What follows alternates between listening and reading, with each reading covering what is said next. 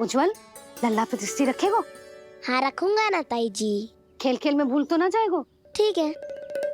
ठीक है मतलब भूल जाएगो? ना ना, दृष्टि रखोगो। देखियो इसे कोई छेड़े ना, हाँ? और धूप लगे ना तो इधर उधर खसका के छाव में कर दी। मेरा अच्छा बच्चा। और हाँ, खिसकाते समय ध्यान रखियो लल्ला मेरी दृष्टि के सामने ही रहे। आप चिंता मत ही करो ताई जी, बचपन से ही बच्चों को संभालना आता है मुझे। यशोदा, शीघ्रता करो।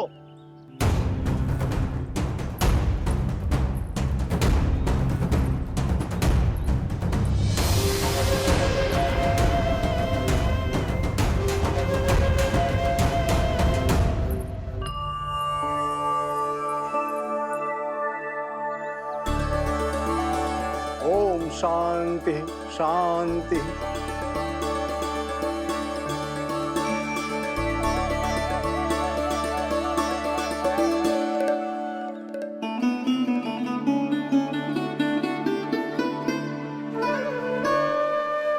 प्रथमेश भगवान श्री गणेश की पूजा करेंगे। भगवान श्री गणेश को गंध, हल्दी और धूप चढ़ाइए। परम धाम परम ब्रह्म परेशम परमेश्वरम विघ्न विघ्नकरम शांतम पुष्टकांतम।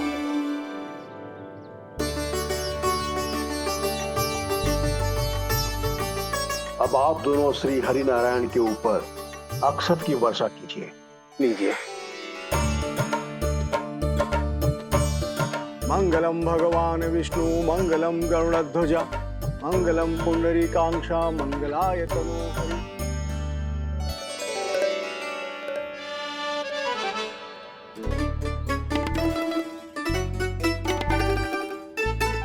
यशोदा,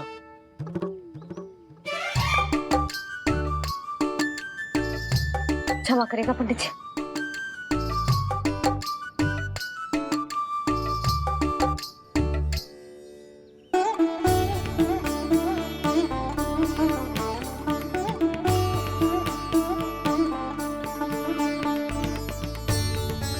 षोडशोपचार विधि संपन्न हुई। अब आप दोनों आंखें बंद करके प्रेम पूर्वक इष्ट देवता से लल्ला के स्वास्थ्य, हित और दीर्घायु के लिए प्रार्थना कीजिए। परम धाम परम ब्रह्म परेशम परमेश्वरम विघ्न विघ्नकरम शांतम पुष्टकांतमनंतकम सुरासुरेंद्र सिद्धेंद्र स्तुतम स्तौम्य परात्परम सुरपति दिनेशम जगणेश कलायनम इदं स्तोत्रम महापुण्यम विघ्नशो।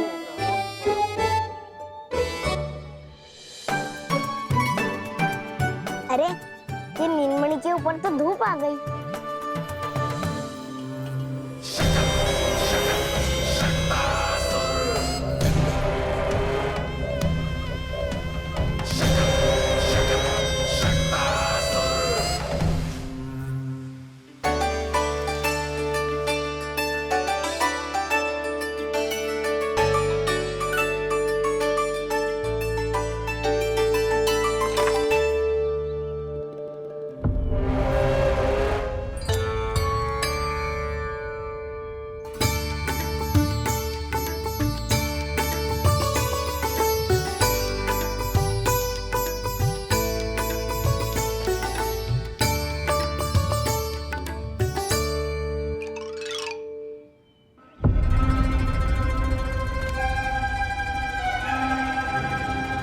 ये धूप तो बार बार आ रही है नीलमणि पर, किंतु ताई जी की बात भी माननी है। क्या करूं?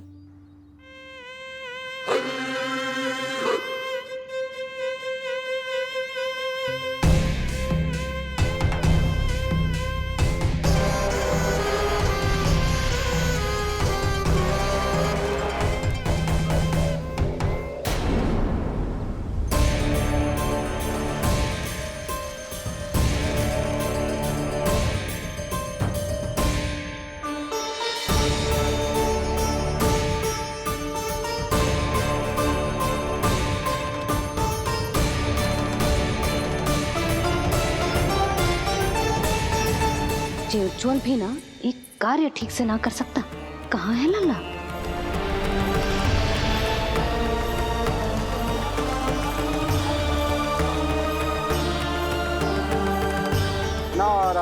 नमोस्तुते। प्रार्थना संपन्न हुई। रानी जी, रानी जी कहाँ चली गई?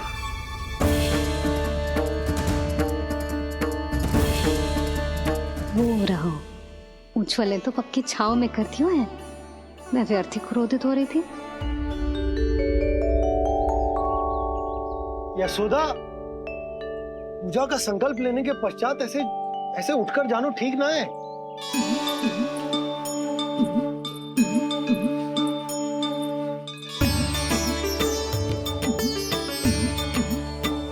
यशोदा, स्मरण है ना जे जन नक्षत्र पूजा हम हमारे लल्ला के हित के लिए कर रहे हैं। ओम सहनावतु सहनो भुनक्तु सह वीर्येण करवावहै तेजस्विनावधीतमस्तु मा विद्विषावहै। ओम भद्रं कर्णेभिः सूर्यां देवं।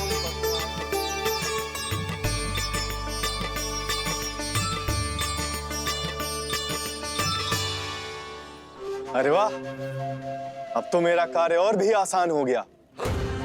इसी सकट के नीचे कुचल दूंगा इस दुष्ट शिशु को। महाराज कंस को उनके जीवन का सबसे शुभ समाचार दूंगा मैं। मेरी आशा है महाराज कि इस बार भी आपकी आशाओं पे कहीं हिमपात ना हो जाए। उत्कच, उत्कच अपना कार्य अवश्य करेगा अस्ति, बल्कि अब तक तो कर भी चुका होगा। बस अब कुछ ही क्षण में शुभ समय।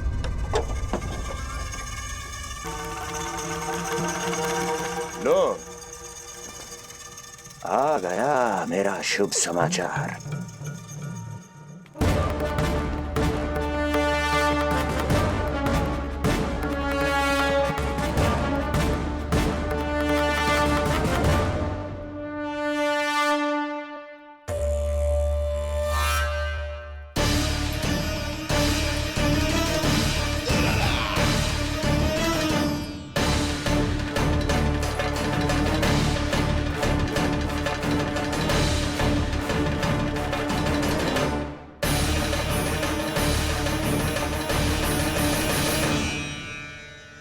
शुभ समाचार की प्रतीक्षा कर रहे थे आप, पर आया कौन? अपशगुन। देवकी, वसुदेव, तुम दोनों यहाँ कैसे? मथुरा नरेश, हम दोनों आपके पास एक विनती लेकर आए।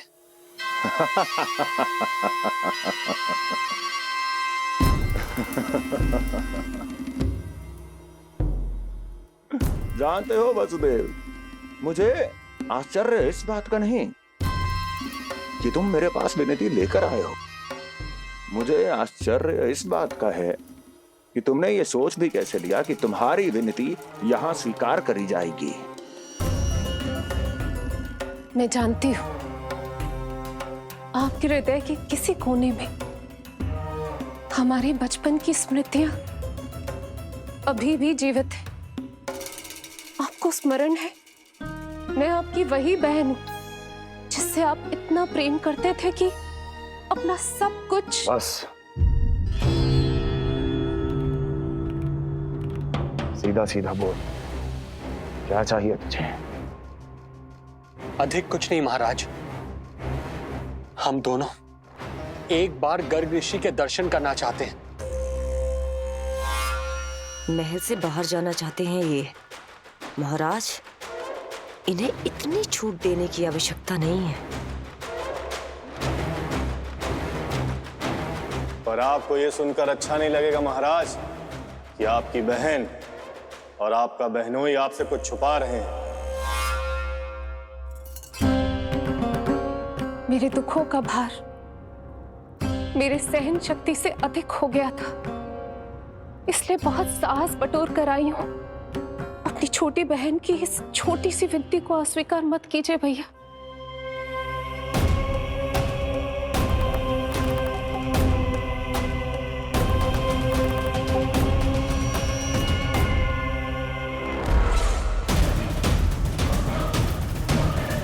छी छी छी छी। कैसा भाई हूं मैं। मेरी बहन और मेरा बहनोई सामने खड़े हैं और मैं एक अभिमानी सम्राट की तरह इस सिंहासन पर बैठा हूं। छी, नहीं नहीं, ऐसे हाथ जोड़कर मुझे लज्जित ना करें। अरे हाथ तो मुझे जोड़ने चाहिए आप दोनों के सामने। ए देवकी, क्या तेरा भाई इतना निर्दयी है क्या? अरे तेरी एक छोटी सी इच्छा भी स्वीकार नहीं करूंगा क्या? क्या चाहती है? गर्ग ऋषि के आश्रम जाना है तो जा।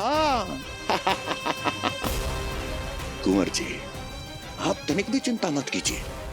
कंस अपने परिवार की इच्छा पूरी नहीं करेगा तो किसकी करेगा? आप बस यात्रा की तैयारी कीजिए, आपकी यात्रा का प्रबंध शीघ्र ही हो जाएगा। धन्यवाद मथुरा नरेश। बहुत बहुत धन्यवाद भैया। ठहरिए।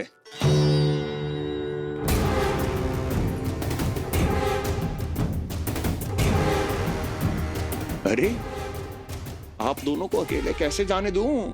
चिंता रहती है मुझे। 10 दिशाओं में शत्रु हैं मेरे, कहीं कुछ अनहोनी घटित हो गई तो? कुंवर जी, आप एक काम कीजिए, आप दुर्जन को साथ ले जाइए।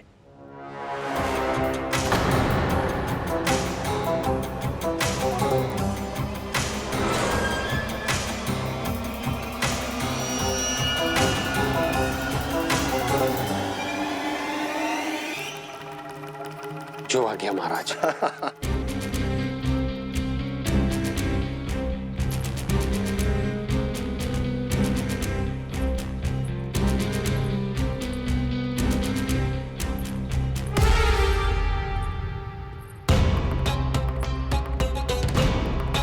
आपने इन्हें जाने की आज्ञा क्यों दी स्वामी? मेरा सुझाव क्यों नहीं माना आपने? हर समय तुम्हारा सुझाव मानना आवश्यक नहीं है प्रिय। जाल बिछा दिया है ये देखने के लिए कि ये दोनों मेरे विरुद्ध क्या षड्यंत्र रच रहे हैं।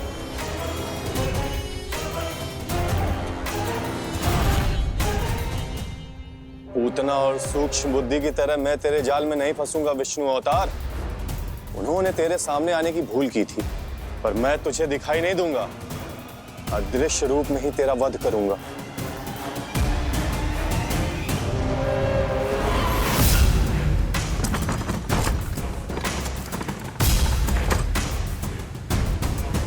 तेरी मां तुझे साधारण से धूप से बचाना चाहती थी। क्या दशा होगी उसकी जब मैं तुझे सकट के नीचे कुचल दूंगा।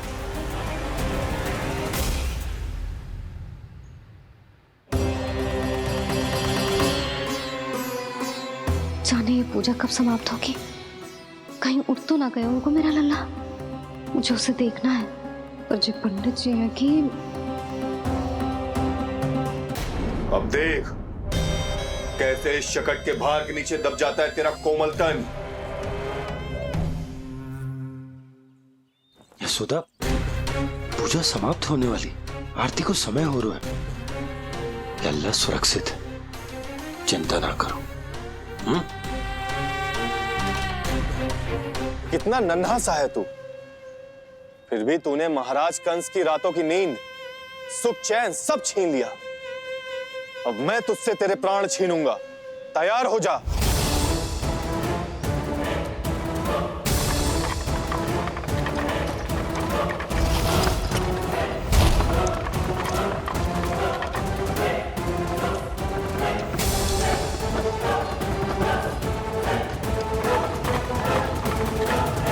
ये क्या हो रहा है?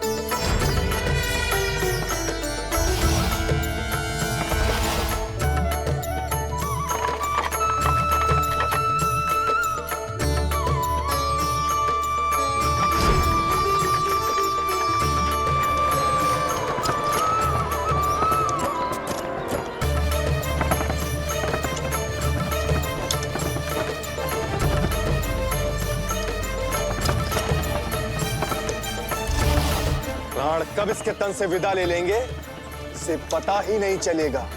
ताई जी! जशोदा ताई जी!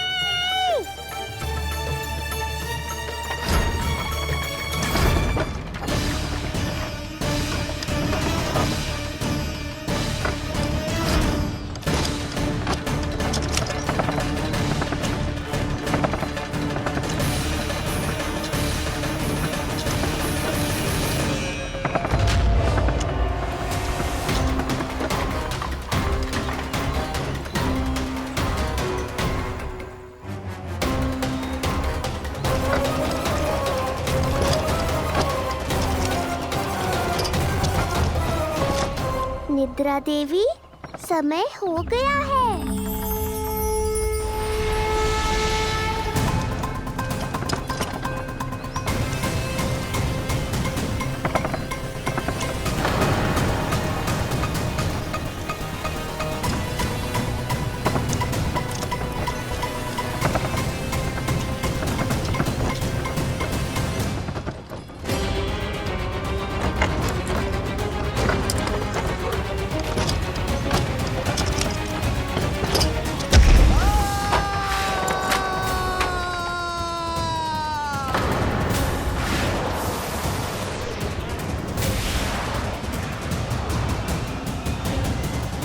बोलो श्री नारायण भगवान की जय।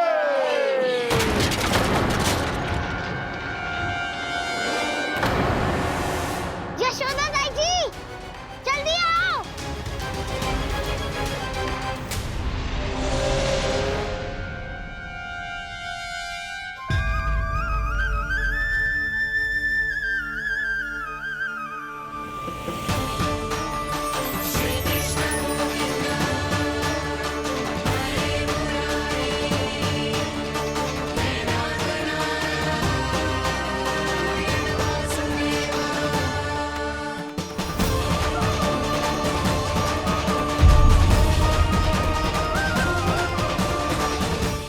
बोलो श्री नारायण भगवान की जय।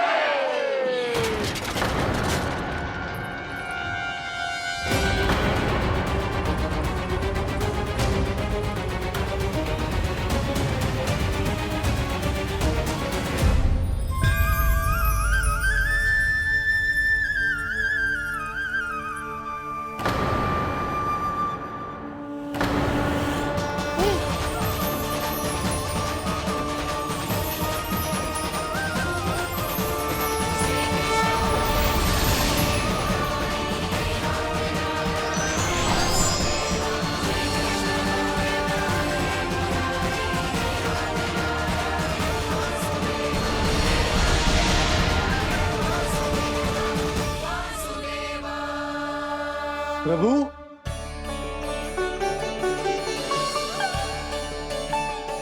प्रभु, मैंने आपके अवतार को हानि पहुंचाने का प्रयास किया, फिर भी आपने मुझे दर्शन दिया। देने ही पड़े। तुम्हें मेरे चरणों का स्पर्श जो मिल गया, तुम्हें आश्चर्य हो रहा होगा। एक साधारण से स्पर्श से तुम्हें वो मिला जो बड़े से बड़े ऋषियों को भी कठिन से कठिन तपस्या के बाद भी नहीं मिलता। इसका उत्तर तुम्हारे अतीत में छुपा है। दैत्य हिरण्याक्ष के पुत्र के रूप में तुम्हारा जन्म हुआ था।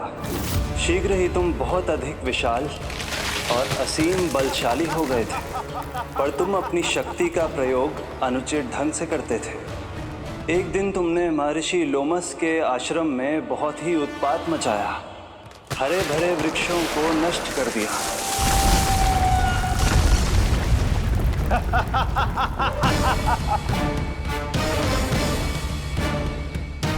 देख क्या रहे हो ऋषिवर?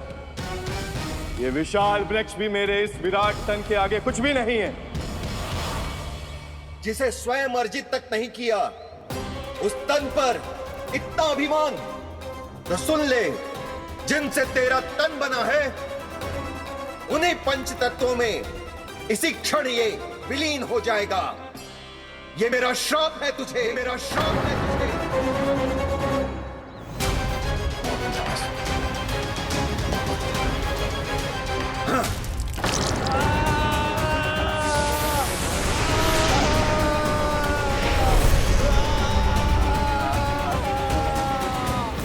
तभी तुम्हें अपनी भूल का आभास हुआ और ऋषि लोमश से तुमने क्षमा याचना की।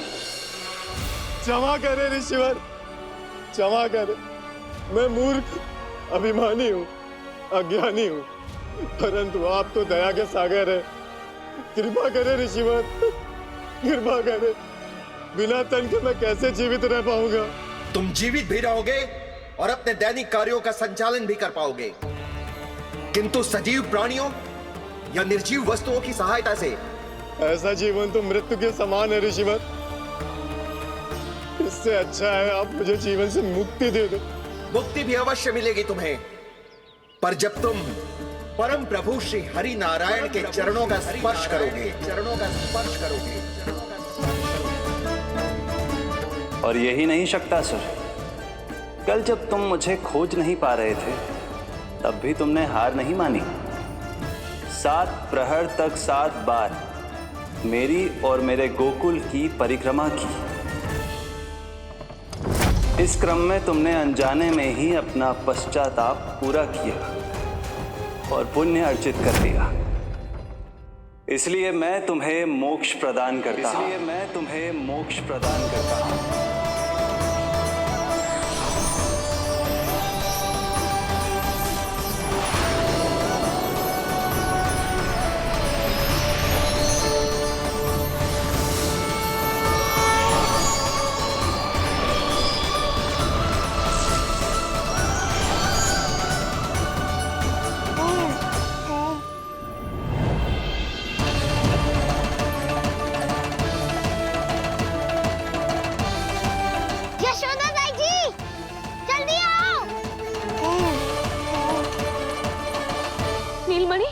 मेरा लल्ला, लल्ला, तुझे कुछ हुआ तो ना है ना? तुम ठीक तो है ना? मेरा नीलमणि, मेरा प्यारा बच्चा।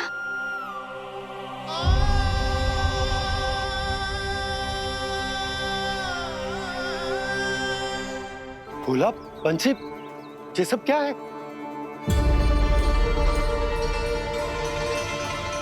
उज्जवल, ये किसने करो है? और देख, कहानी मत सुनाइयो। उज्जवल पुत्र, कैसे हुआ ये सब? किसने किया? और किसने? महाबली नीलमणि ने बड़ी ताई जी।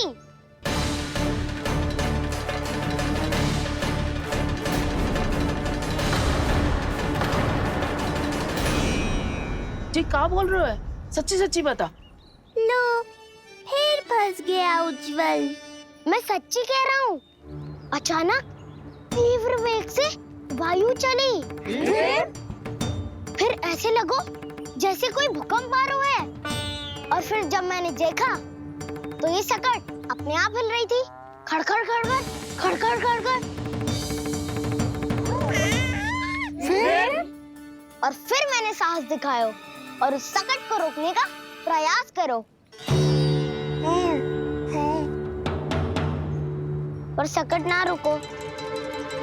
जे हिले ही जा रहा था, खड़खड़ खड़खड़ खड़खड़ खड़खड़ खड़खड़ खड़खड़। और फिर ऐसे ही हिलते हुए अचानक से आगे बढ़कर सीधा नीलमणि के ऊपर चला आए हो। फिर सकट भी हिल रहा था, खड़खड़ खड़खड़, और सकट का सामान भी हिल रहा था, थरथर थरथर। ऐसा लगो जैसे सकट नीलमणि को कुचलने को।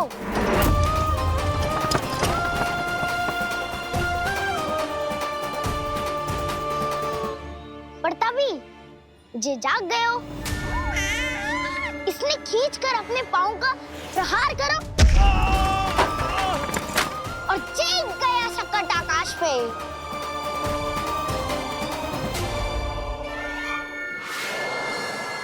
और फिर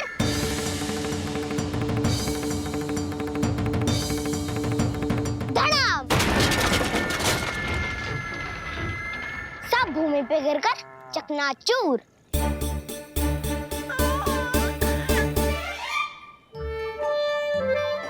मैं सच्ची कह रहा हूँ ताई जी, नीलमणि के पैर का स्पर्श होते ही वो सकट ऐसे वायु में उड़ी जैसे कोई फूल। अच्छा, और जो तेरे हाथ में ये माखन है, ये भी अपने आप उड़ के आ गया होगा ना? हाँ, मैं सच्ची कह रहा हूँ। सदा बड़पोलापन ये अच्छी बात ना है लल्ला, सत्य बता। मैया, मैं सत्य बोल रहा हूँ। ये सकट अपने आप ही आयो था और नीलमणि के प्रहार करते ही दूर जा गिरो। अरे ये बड़बोले से पूछने से अच्छा है कि हमें स्वयं विचार करना चाहिए कि ये सकट टूटा कैसे। हाँ नंदराज, हाँ हम भी आरती के लिए भीतर चले गए थे। हाँ। अरे आप सब मेरा विश्वास क्यों ना कर रहे हो? नीलमणि के प्रहार से ही उज्जवल, सकट बहुत पुराना था, पहिया ढीला होकर खुल गया होगा। यशोदा, अनेक कारण हो सकते हैं, चिंता करने की कोई आवश्यकता ना है। मैं चिंता क्यों करने लगी भला? मेरे नीलमणि के गले में रक्षा वाला कंठक पहले से ही है,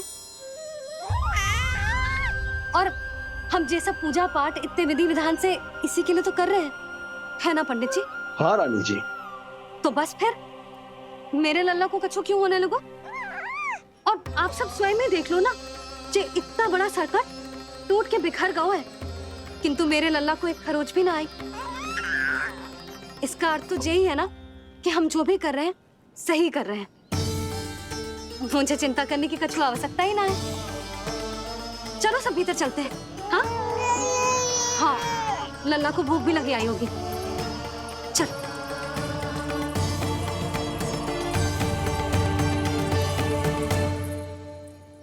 नंदराज जी, अब हमें भी आज्ञा दीजिए। प्रणाम पंडित जी। ध्यान कहाँ था तुम दोनों का? और अधिक सावधान रहने की आवश्यकता थी ना? क्षमा कीजिए नंदराज।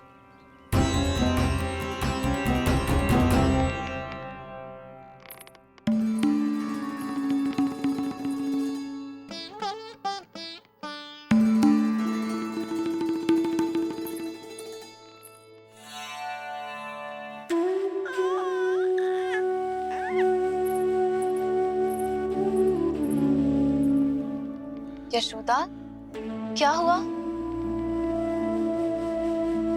बोलो ना, क्या सोच रही हो? मुझे बहुत चिंता हो रही है जीजी। मेरे लल्ला के साथ कुछ ना कुछ दुर्घटना होती रहती है। अरे, अभी बाहर ही तुम सबको समझा रही थी, अब भीतर आते ही क्या हो गया तुम्हें? बाहर समझाने वाली मैं ना थी जीजी, वो तो गोकुल की रानी जसोदा थी, किंतु भीतर से मैं अपने नीलमणि की मैया हूँ बस। और एक मैया को कितनी चिंता होती है, इसे आपसे अधिक कौन जान सकता है। बहुत बड़ा धक्का लगा है मैया को इस घटना से।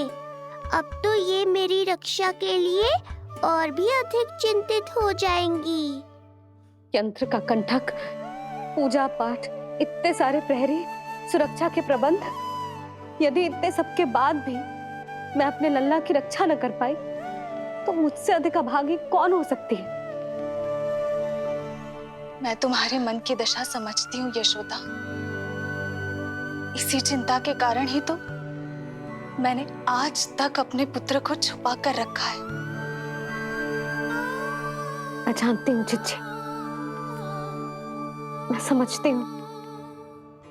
मैंने तो नीलमणि के लिए इतने सारे संस्कार भी करो है, पूजा पाठ की है,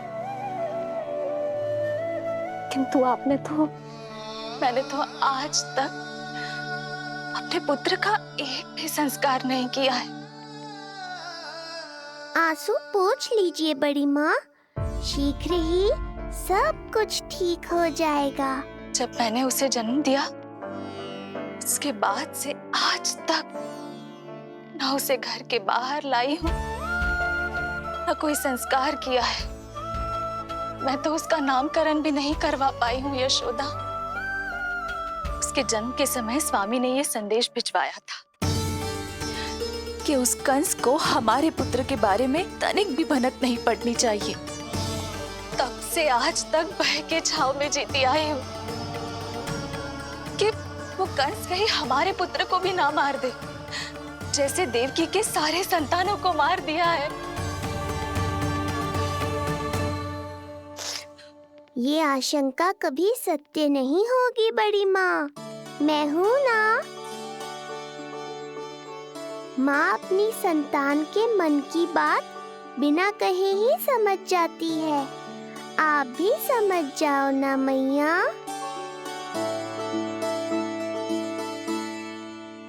जीजी हमें रोना ना चाहिए, हमें देख के लल्ला भी रो रहा है। मैया आपकी सहायता की आवश्यकता है मुझे। मुझे ऐसे क्यों लग रहा है जैसे लल्ला मुझसे कुछ कहना चाह रहा है। दाऊ को हम सबसे दूर कब तक रखेंगे बड़ी माँ? ये सोच रहा होगा कि अब तक आपने इसके दाऊ को छुपा के क्यों रखो है। मैं उनसे मिलना चाहता हूँ मैया। चिच्ची कितना मन करता होगा ना इसका अपने दाऊ से मिलने का, और आपके लल्ला का भी तो मन करता होगा ना कि अपने छोटे भाई को मिले। कितनी बातें करते हैं हम दोनों की इनके सामने। हाँ यशोदा, मैं भी अपने पुत्र को नीलमणि के बारे में सब कुछ बताती हूँ। तो बस फिर हमें साथ साथ रखिए ना, मेरा आधा हिस्सा है वो, उनके बिना मैं अधूरा हूँ मैया। ये दोनों भाई एक दूसरे के बिना अधूरे हैं जीजी, हमें इन दोनों को साथ ही रखना चाहिए। आप ही सोचो, यदि नीलमणि की रक्षा होगी तो आपका लल्ला भी तो सुरक्षित रहेगा। तुम सच कह रही हो यशोदा, हमें इन दोनों को मिलाना चाहिए और साथ में ही रखना चाहिए, सुरक्षित। तब तो शीघ्र ही पंडित जी को बुलाकर हमें शुभ मुहूर्त निकलवाना चाहिए। शुभ मुहूर्त? हाँ, शुभ मुहूर्त। दोनों भाइयों के मिलन के साथ साथ उनका नामकरण संस्कार भी करवा देते। अब अपने दाऊ से मिलूंगा मैं।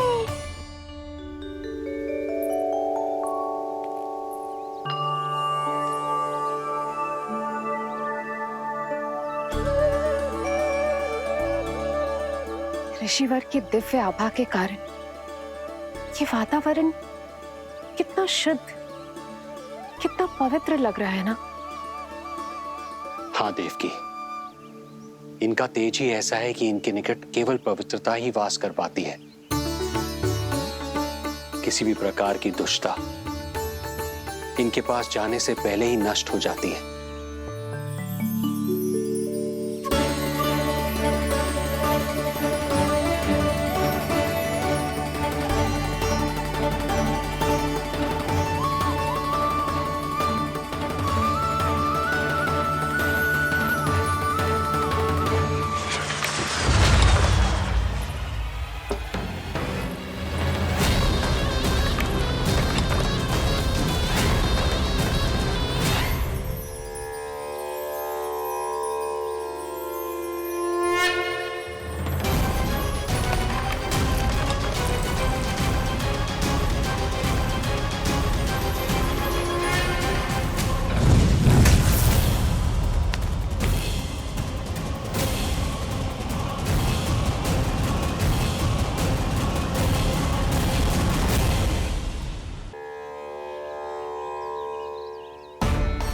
इनका तेज ही ऐसा है कि इनके निकट केवल पवित्रता ही वास कर पाती है।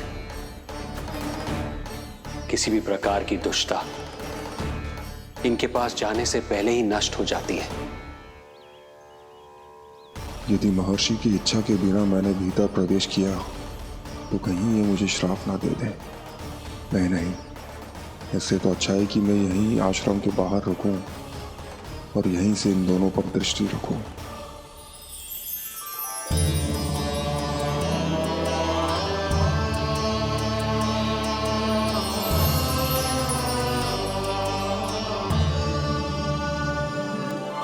आपके आने का आभास हो गया था राजन। गुरुदेव, जो संतानें हमने खो दी है, उनका श्राद्ध करवाने की विनती लेकर हम आपके पास आए हैं। आपका आना व्यर्थ नहीं जाएगा राजन, परंतु मुझे आभास हो रहा है श्राद्ध कर्म इस भेंट का एकमात्र कारण नहीं है।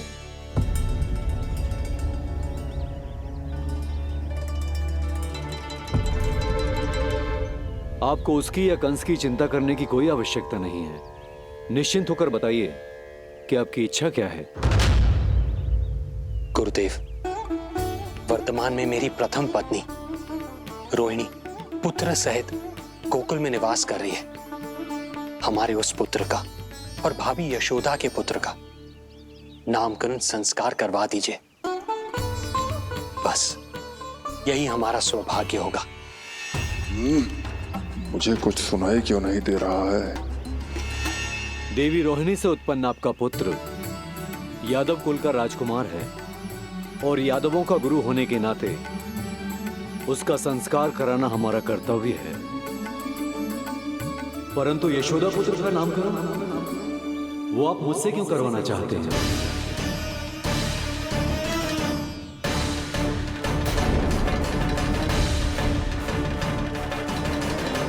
गुरुदेव, सत्य ये है कि रुक क्यों गई रानी देव की? आपके मन में जो कुछ है कहिए। ये कैसी दुविधा में फंस गया मैं। यदि मैंने गुरुदेव को यशोदा पुत्र का सत्य बताया तो कंस को भी पता चल जाएगा, और यदि नहीं बताया तो कहीं ऐसा ना हो कि ऋषिवर ही बुरा मान जाए। लगता है आप दोनों की दुविधा मेरे अनुमान से भी बहुत बड़ी है। अपनी या अपने पुत्र की कुंडली लाए हैं राजन? जी गुरुदेव, अपनी कुंडली है मेरे पास। देवकी,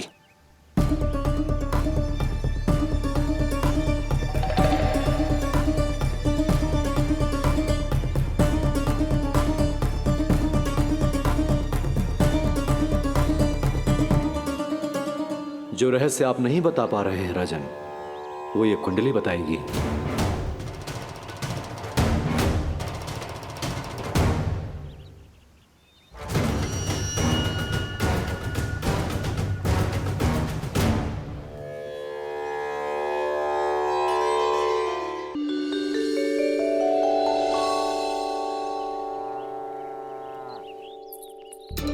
लल्ला, बता कैसी है जगदा? मैया को हो क्या गया है आज? देख, सही सही बताइयो।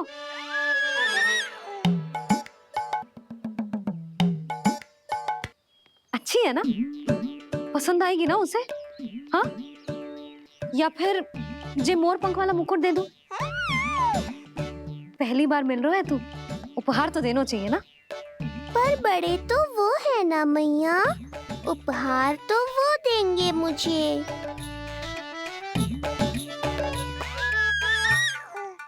ना ना, मोर पंख वाला मुकुट तो मेरे लल्ला का है ना, जे ना दे सकते।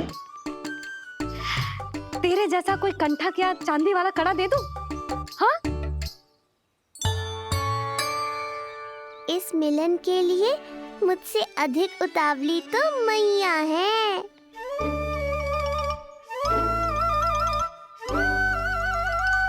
अच्छा, जे उपहार छोड़, तू तो जे बता कि तू उसे बुलाएगा क्या कह के?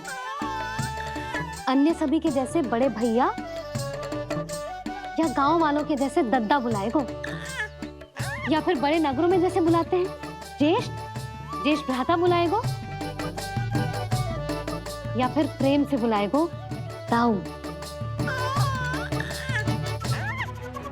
बुलाएगो ना?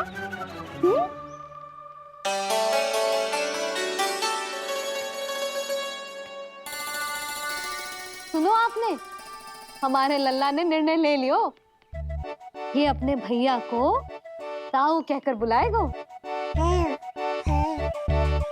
अरे वाह, लल्ला ने बोलना भले ही ना सीखो, परंतु तुम्हें बता दियो। और नहीं तो क्या, लल्ला कुछ कहे ना कहे माँ तो समझ जाती है ना लल्ला?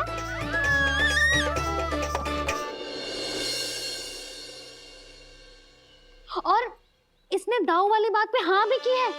हाँ हाँ हाँ, तो सदानंद जी ने भी कर दी है। लो, मैं तो भूल ही गई। क्या कही पंडित जी ने? बता तो ना यशोदा, बाहर से आया हूँ, हाथ पैर तो धो लूं। हाँ, ये लो। अब बताओ कब का मुहूर्त निकालो है?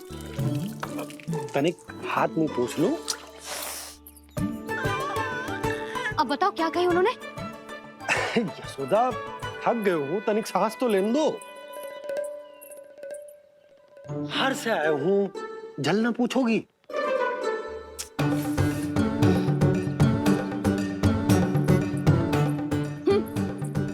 अब बता दो जी।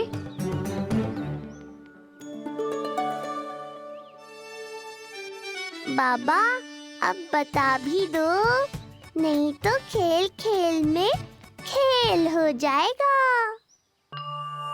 हाँ बताओ।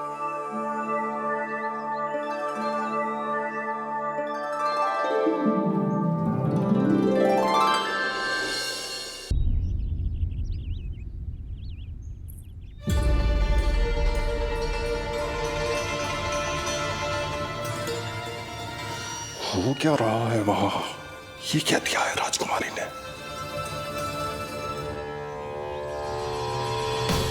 गुरुदेव, शीघ्र ही कोई मुहूर्त बता दे तो बड़ी कृपा होगी। नंद महाराज, अब क्या नामकरण का मुहूर्त भी मुहूर्त निकाल के बताओगे आप? हैं? क्रोधित क्यों हो रही हो यशोदा? बताता हूँ, धैर्य धरो। हाथ मुंह धो लिया, जल पी लिया, विश्राम कर लिया, अब कितनी प्रतीक्षा करवाओगे? हैं? मैं सब समझ रही हूँ, आप जानबूझ के मुझे सताने के लिए ना बता रहे। मैया कितनी भोली है बाबा, आप क्यों सता रहे हो उन्हें? बस बस बस, इतना भावुक होने की आवश्यकता ना है। बता तो, पंडित जी ने बताया है एक बहुत ही शुभ मुहूर्त आने वाले सप्ताह में ये है। और जानते हो जिस मुहूर्त किस दिन पड़ेगा? जिस दिन हमारा लल्ला पूरे 100 दिन का हो जाएगा। इससे अच्छा मुहूर्त तो हो ही नहीं सकता। धन्यवाद गुरुदेव।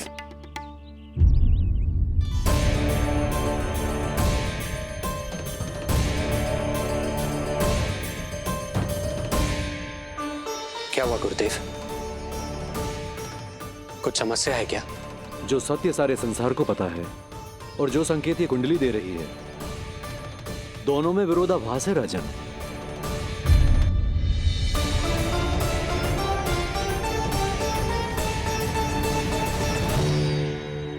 मैंने कहा ना राजन, उसकी चिंता करने की आवश्यकता नहीं है।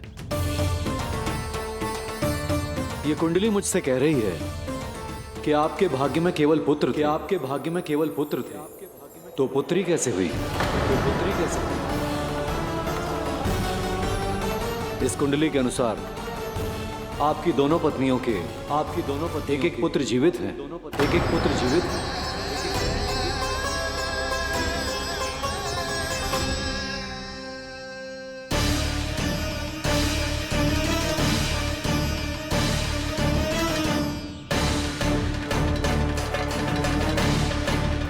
देवकी,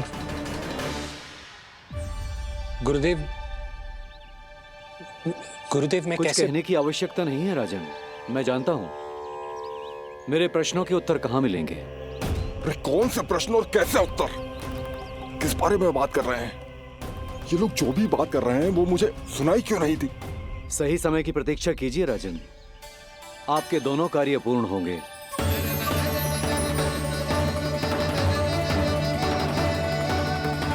अब आप निश्चिंत होकर जाइए और प्रसन्नता मनाने की तैयारी कीजिए। आपका बहुत बहुत धन्यवाद गुरुदेव। प्रणाम।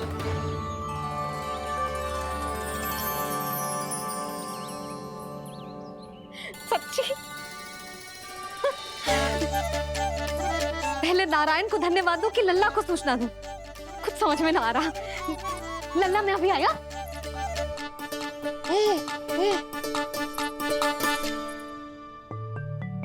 आपका बहुत बहुत धन्यवाद नारायण। अब शीघ्र ही मेरे लल्ला और उसके दाऊ को उनके नाम मिल जाएंगे, वो नाम जिससे वे पूरे संसार में पहचाने जाएंगे। अब लल्ला का बताती हूँ। लल्ला, तू जैसे ही 100 दिवस का हो जाएगा, तेरा और तेरे दाऊ का नामकरण हो जाएगा। हाँ हाँ, किंतु आपने तो बताओ ही ना, हम इन दोनों को मिलवा कब सकते हैं? क्या देख रहे हो, बताओ तो। यशोदा, पंडित जी ने कही कि दोनों भाइयों को मिलवाने के लिए कोई मुहूर्त की आवश्यकता ना है, तो हम चाहे तो इन्हें आज भी मिलवा सकते हैं। लल्ला सुनो तूने, तू आज ही अपने दाऊ से मिल सकते है। मैं अभी सारी तैयारियां करती हूँ, भव्य मिलन होगा गोकुल में, भव्य मिलन। कुंडली के अनुसार इन दोनों के 8 पुत्रों में से 2 जीवित बचे हैं। पहला तो रोहिणी पुत्र है, पर दूसरा कौन है? और वो कन्या कौन थी जिसे कंस ने मारा था? वासुदेव की कुंडली में अभी तक पुत्री योग बना ही नहीं है।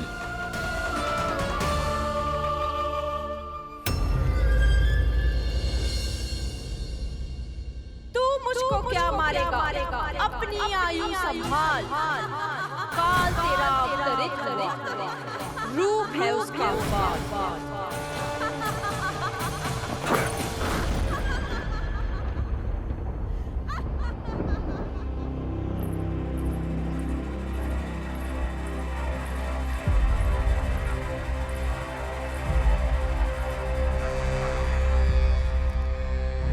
आधी रात को इस तरह से उठकर बैठे हुए हैं आप स्वामी।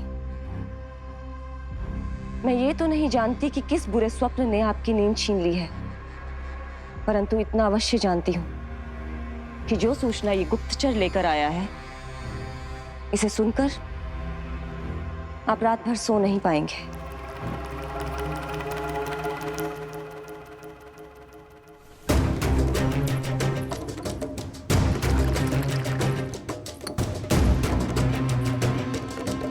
क्या सूचना है? महाराज, उत्कच मारा गया, उत्कच मारा गया, उत्कच मारा गया।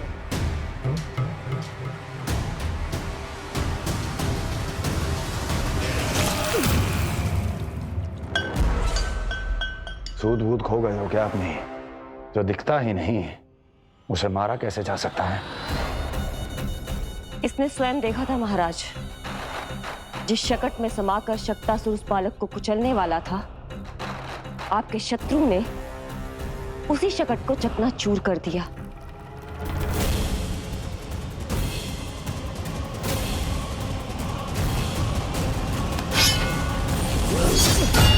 महाराज क्षमा। लगता है आपके सैनिक और तलवार दोनों की धार कुंद पड़ गई है महाराज।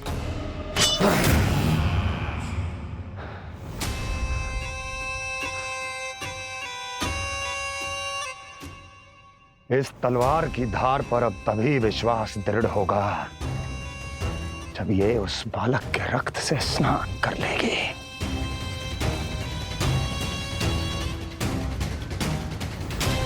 और कैसे? कैसे?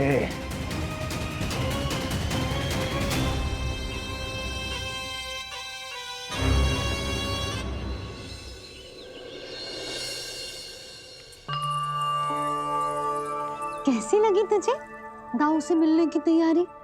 बहुत अच्छी है मैया, पर उससे भी अच्छी है वो प्रसन्नता जो इस मिलन के उत्साह में मुझे आपकी आंखों में दिख रही है।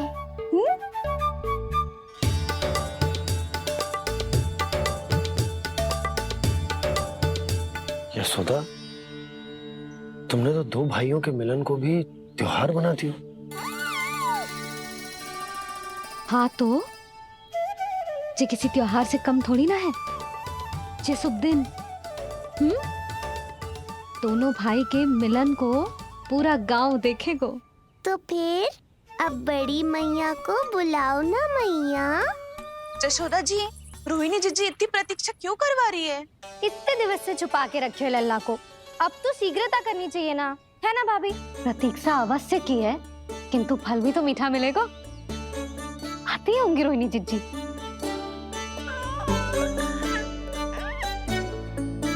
जीजी, कहीं उन्होंने अपना विचार तो ना बदल दियो।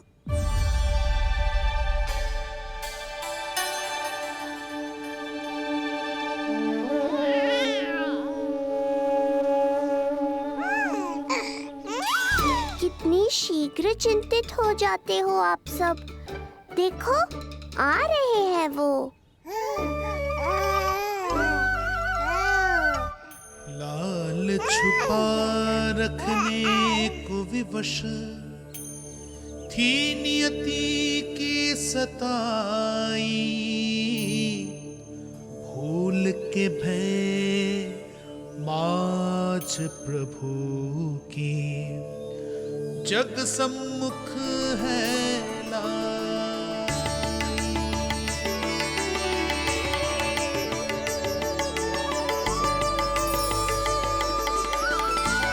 देखो तो कितनी मधुर मुस्कान है। और आंखें कैसी गंभीर और गहरी है। अरे अरे, ये तो हमारी नीलमणि की तरह सुंदर भी है। सही कह रही है तू, और कितना प्यारा भी है। और कितना बलशाली भी लग रहा है ये, है ना? तो देखो इसके। हाँ बिल्कुल लाल लाल टमाटर की तरह। देखो तो दाऊ आए नहीं कि ये सब की सब मुझे भूल ही गई। अरे हटो सामने से, मुझे भी तो देखने दो।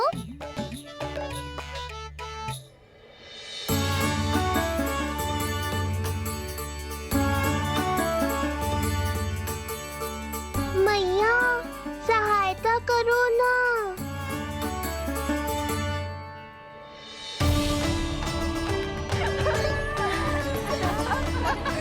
चलो हटो सब, हटो हटो हटो, हटो सामने से। चलो दोनों भाइयों को एक दूसरे से मिलने तो दो।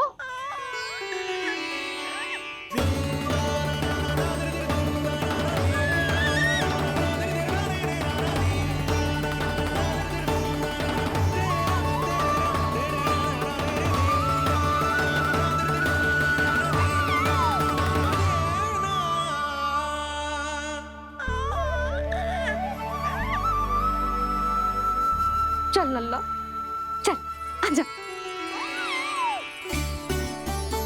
देख लल्ला, आ गए जे तेरे भैया, तेरा दाऊ। जी भर के बातें करो और निहारो एक दूसरे को। लाओ जिज्जी, आजा। ये रहे तेरे दाऊ। आओ जिज्जी।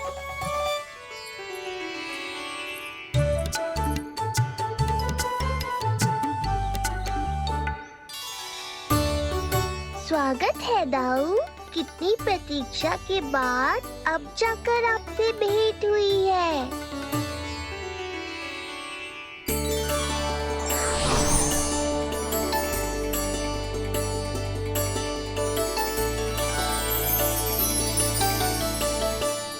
क्या हुआ दाऊ, मुझे पहचान नहीं पा रहे? कितनी देर लगाओगे दाऊ? अब तो पहचान लो, छोटा भाई हूँ आपका।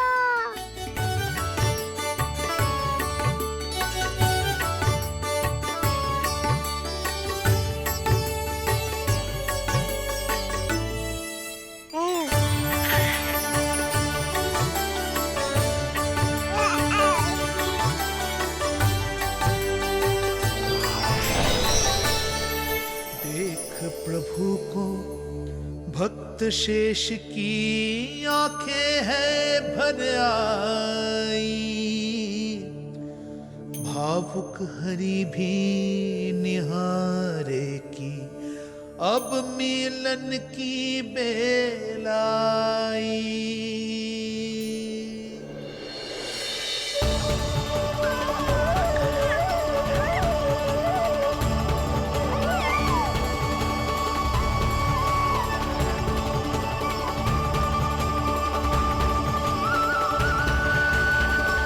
प्रभु, आपके दर्शन पाकर मैं धन्य हो गया। प्रभु नहीं, छोटा भाई पुकारो शेष। ये कैसे संभव है? आप नारायण हैं, मेरे प्रभु। ये जानते हुए भी मैं आपसे बड़ा कैसे बन सकता हूँ? हर दुविधा की तरह इसका भी समाधान है शेष। अब तो हम एक दूसरे से मिल भी चुके हैं। पृथ्वी पर हमारा सूत्र जुड़ चुका है, इसलिए समय के साथ तुम ये भूल जाओगे कि तुम्हारा ये भाई मेरा ही अवतार है। ये क्या कह रहे हैं प्रभु? वही जो आवश्यक है।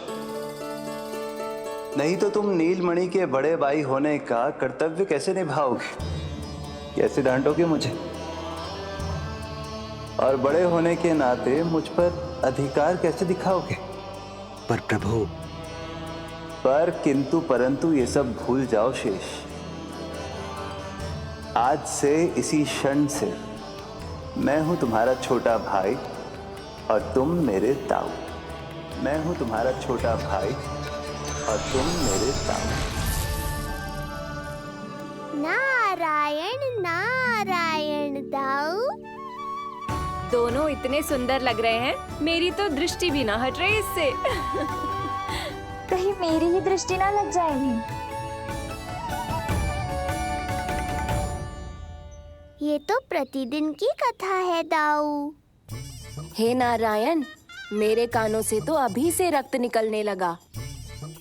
आदत डाल लो दाऊ, अब तो सहना ही पड़ेगा।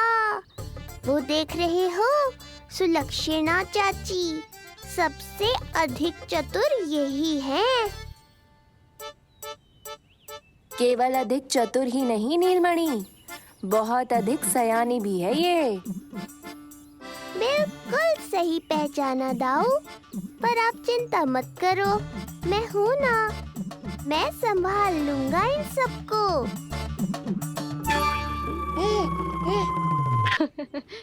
देखो तो जिज्जी, इन दोनों की दृष्टि एक दूसरे से ऐसी चिपक गई है कि अब हटने का नाम ही ना ले रही। ये सूचक है उस प्रेम के बंधन का जिसमें ये दोनों भाई आज के बाद सदा के लिए बंध जाएंगे।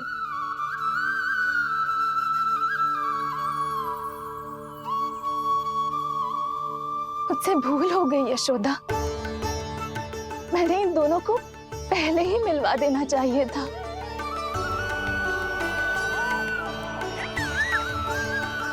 मैं कहती थी ना आपसे।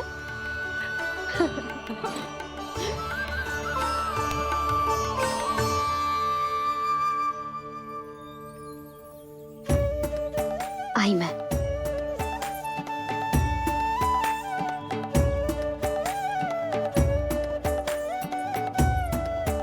क्या सोच रहे हो ऐसे खड़े खड़े? देख रहा हूं दोनों भाइयों का ये मिलन किसी त्योहार से कम थोड़ी ना। सही कहा था तुमने।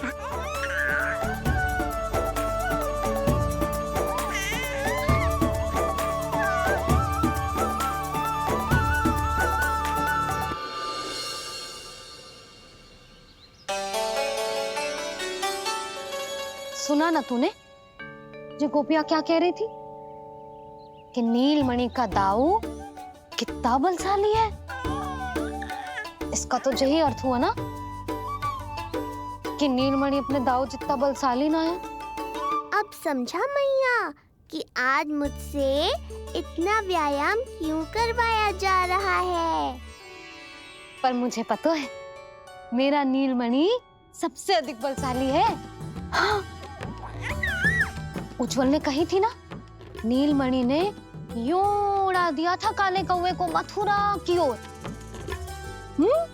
और उज्जवल ने तो ये भी कही थी कि नीलमणि ने अपने पांव से सकट पे प्रहार भी किया था। कैसे किया था प्रहार? ऐसे किया था।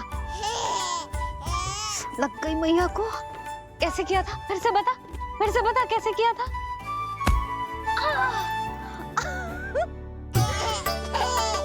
मेरे लल्ला में कितना बल है। मैया को ही धकेल दियो पीछे। अच्छा ही है कि आप उज्जवल के कहे को गंभीरता से नहीं ले रही, नहीं तो आपका ये रूप मैं कैसे देख पाता मैया। फिर से बता कैसे मारा था? कैसे मारा था?